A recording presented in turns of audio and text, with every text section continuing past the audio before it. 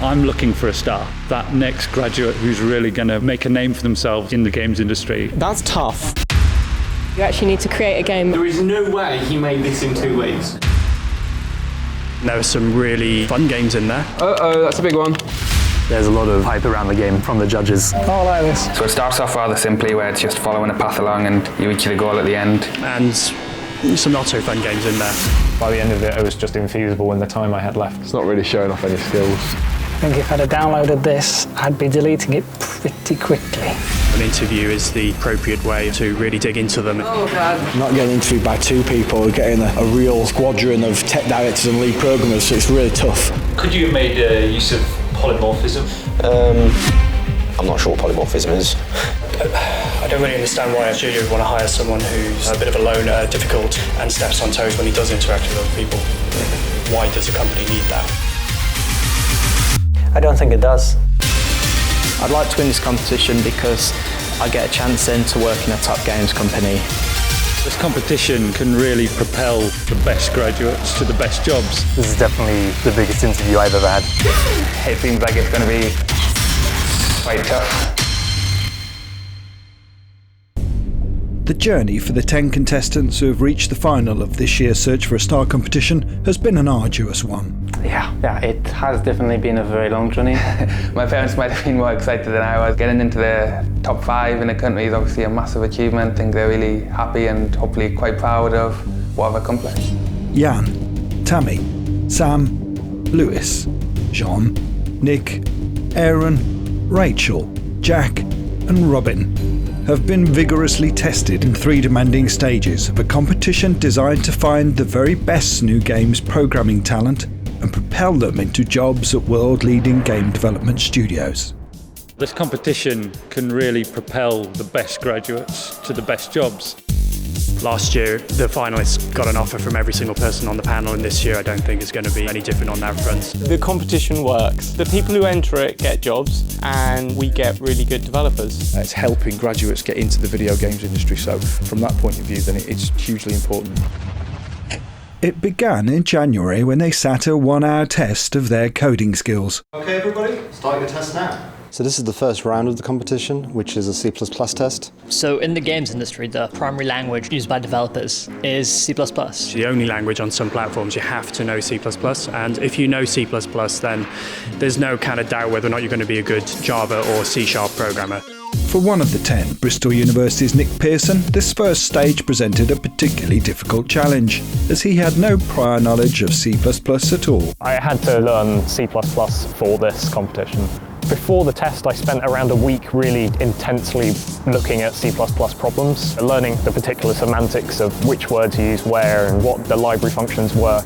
Of the 400 that took the C++ test, Nick and around 50 others progressed to round 2. Having shown a strong technical grasp of programming, it was now time to prove they could put that knowledge to good use and actually make a game. They were given the code for a basic space shooter as the starting point. So this is my room, this is where I do my programming, and I've just started working on a game. This is the level design, this is how I create everything. I can literally drag and drop in from the right hand side. The basic shape of my spaceship is just a triangle. That's tough. Make a game that's of publishable quality in 2 weeks is a very tough challenge. It's not about implementing a spec that you're giving on a piece of paper, it's about creating something that's fun, something that's engaging. I'm trying to dodge incoming missiles. The enemies have AI steering behaviours. I think it's a fun game, it's a small and fun game, yeah. I put in the most effort I've ever put into a game, so I really hope it falls through. And when the 2 weeks were up, it was time for the games to be assessed. A team of studios around the country played the 40 games produced in round 2.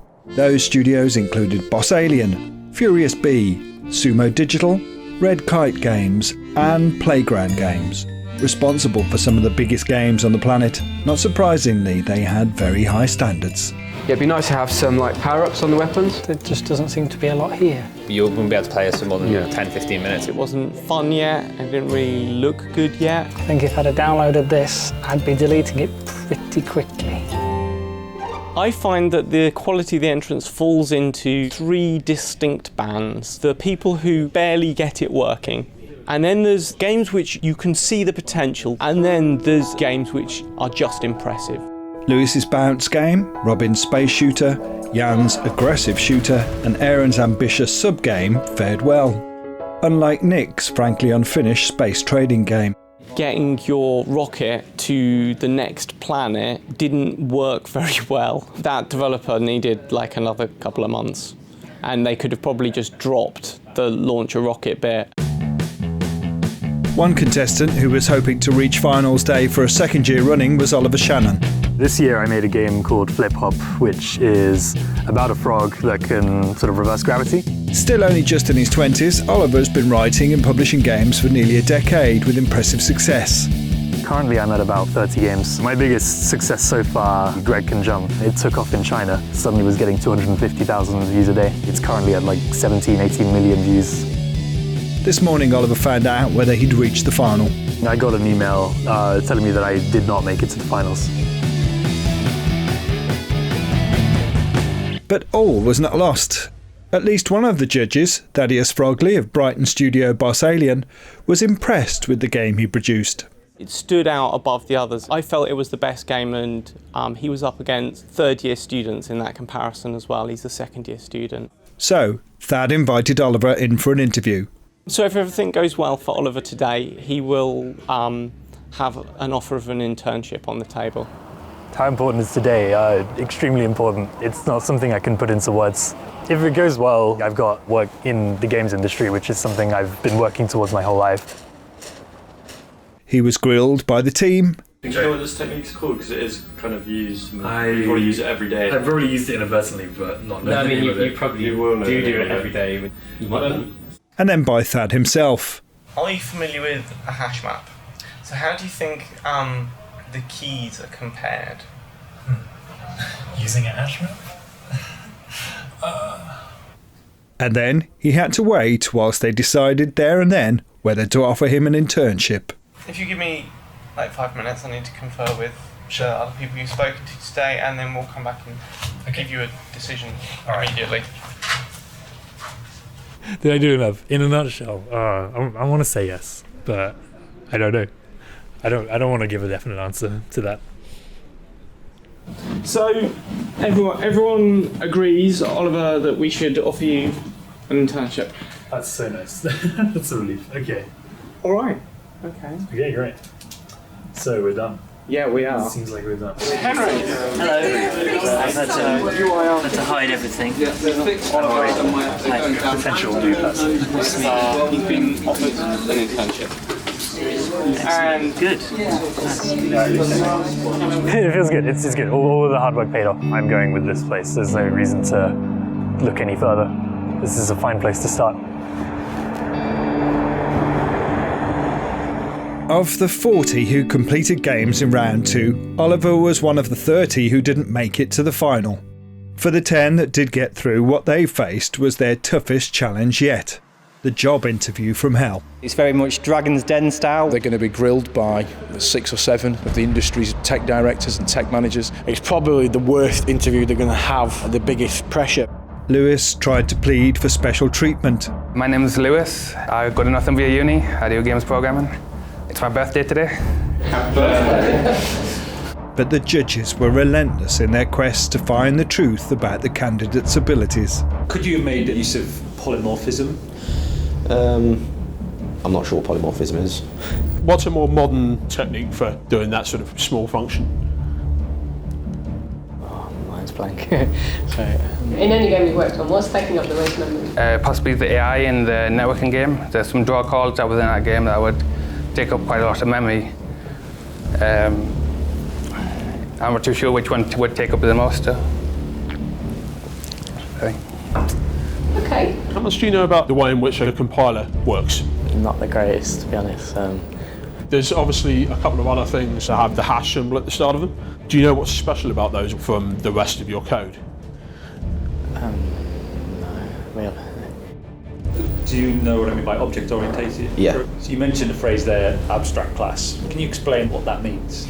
Kind of a a template sort of thing. So if you had an abstract class of object, you might give it, say, the vertex buffer data, and then some methods like constructor, and then any methods that every object will have. It's not really what abstract is. Mm-hmm. You're talking, I think, of what you call a virtual class there. What does it mean to make one of those methods virtual? I'm not sure, to be honest. I'm not sure. Have you come across the word virtual? No. It's pretty crucial in object-oriented programming and inheritance. Okay. And no one found the experience more challenging than Jan when he was questioned by Jason Fielder. The other candidates we've interviewed so far don't have these weaknesses. Why should you get a job? I do have qualities that could mitigate these issues. Sorry, mitigate as in reduce the significance of the weakness, or mitigate as in reduce the amount of trouble it causes other people. You still have that weakness over other candidates. Why should you be in that team over them? That's a difficult one to say without knowing their specific answers. I think it would be mainly because I can overcome these. They might be replaced with different weaknesses. Do you and if a company is convinced enough that Why should you be given a job over someone else? The interviews are over, and it's time for the 6 Search for a Star judges to decide who will be crowned this year's winner.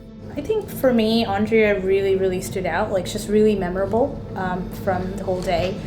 Primarily because the passion for building games really came through from her. As soon as she came into the room, I thought she really made that connection with all of us, made a lot of eye contact, and really got her passion for gaming out there.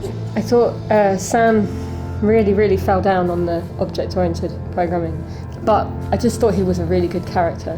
I just I enjoyed that. I thought he was really good, and he absolutely aced the optimization question. My view of Jan was that he was clearly the strongest technical candidate we had. He, I think, will struggle to fit with a team from an emotional intelligence point of view. I think he's got a lot to kind of develop around those softer skills that will allow him to be a larger asset to those in his team. Yeah, I think Jean-Pascal was definitely fitting with the team.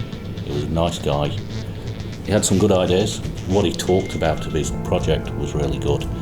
Difficult to get deep into the technical stuff with him, which was the same as a lot of them, but he was good.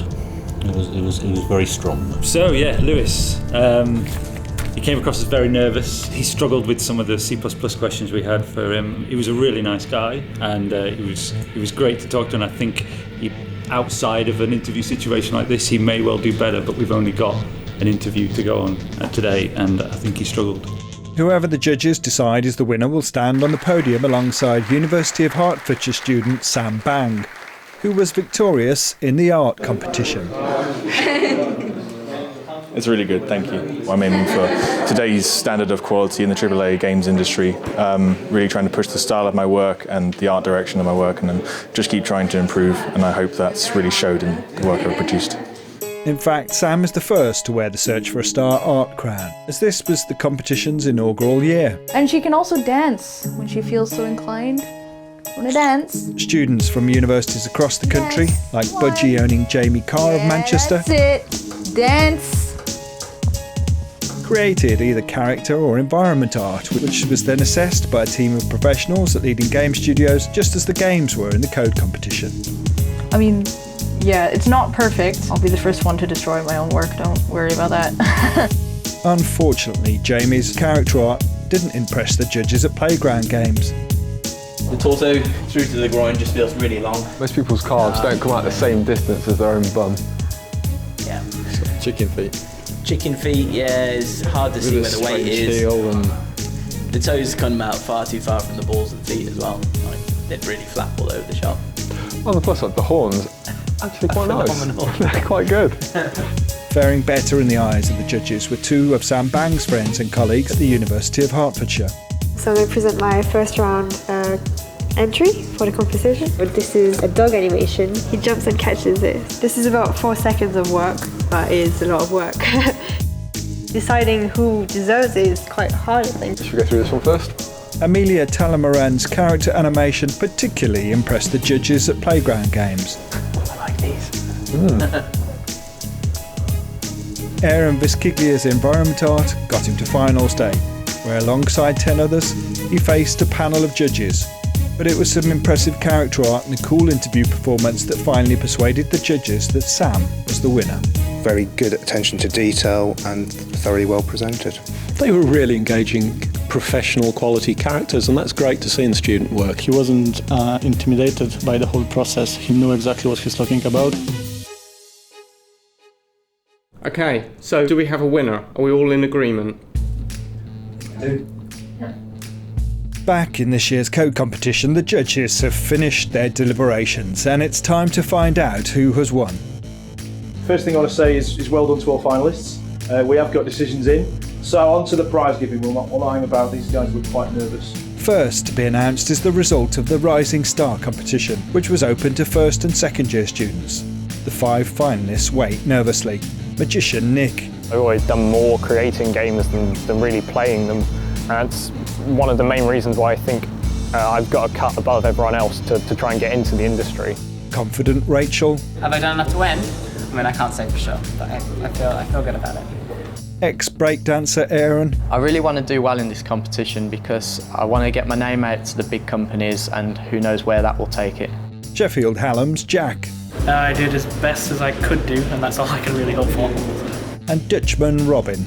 I think it's all went okay. I could show what I could do. The prize for the winner will be an internship at a game studio, a first step to a top job in the games industry. The runner-up for Rising Star 2016 is Nick Pearson. Despite not knowing C++ before entering the competition, Nick's determination has paid off. But who will be the winner? So the winner of Rising Star 2016 is Rachel Cabot.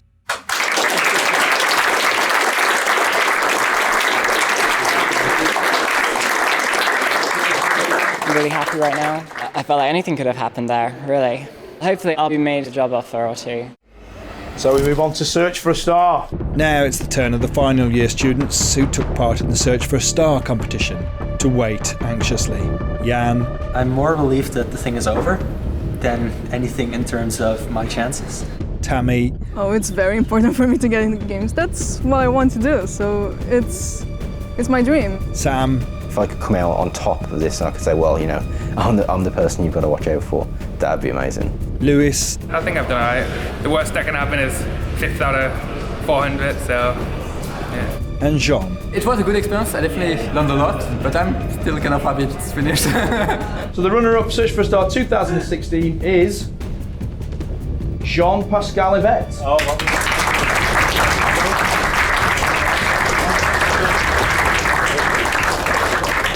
so the winner, here we go, there's 6 months of slogging and 400 entrants, several C++ code tests. The winner of Search for a Star 2016 is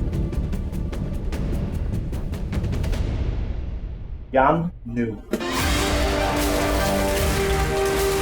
So, despite coming unstuck during the panel interview, Netherlands NHTV University's Jan Noop is the 2016 winner. The judges were all in agreement. He was the outstanding candidate. It was an easy decision, a quick decision to arrive at. He was head and shoulders above everybody else. He was emotionally strong. He wasn't flustered by any of our questions. He was careful and thoughtful about all his answers. He really did win it on his technical ability. It's now 2 months later, and 1,800 of Europe's leading game developers have gathered on Britain's south coast in Brighton for the annual Develop Conference, one of the biggest events in a game developer's calendar. It's the place to bump into everyone who is anyone in the game development community, and wandering amongst them is Jan. It's now the evening and the start of the annual Develop Awards, where Europe's game developers honour one another for the best achievements in the last 12 months. Jan and Sam are going to be presented with their trophies as a prelude to the main award ceremony. So we've got two very nervous young men sat in the audience that are coming up to receive their awards.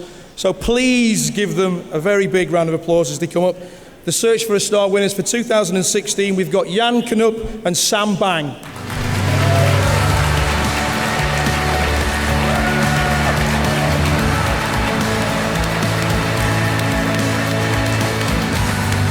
Two weeks that I spent making the characters and all the time I spent improving as an artist, it really paid off. It got me all the reputation that I have now.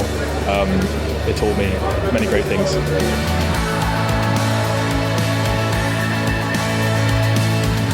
Let's just say that even after I went up to that stage and got the announcement and got the award, I still wasn't sure I'd won. The interview process was quite tough. And I still had shaking legs a few hours after. Okay, well done, guys. Sam, what's your favourite game? Mass Effect. Instantly Mass Effect. Jan, where are you from? The Netherlands. Do you like pizza? Sure. That's all you'll be eating for the next 10 years when you work in this industry, so not quite up to Dutch cuisine normally, but I hope you enjoyed that. But anyway, let's have a big hand for these two wonderful winners. Enjoy your life in the game industry. It's the best industry in the world. We've managed to secure a job at Frontier Developments, which is a great honour. Well done, guys. I'm glad that they accepted me into their ranks, and I hope to impress them and just keep improving the way I am, and I'm going to really try my hardest at the next job. Well, I thought I wouldn't be nervous, but I was. So that was fun. It was good, really good. It's been a great experience.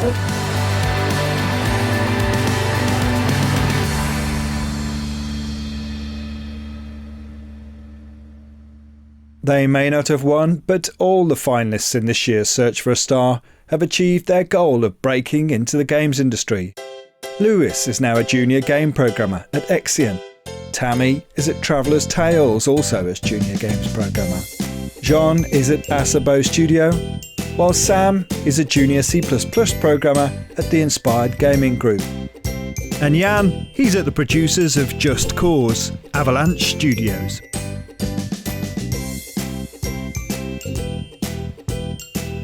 Search for a Star 2016 is over.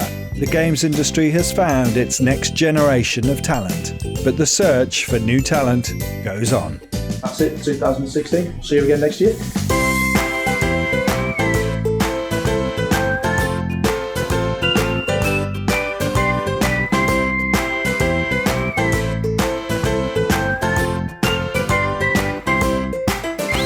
The code test is enabled by HackerRank. Search for a Star is made possible by the support of all our partners.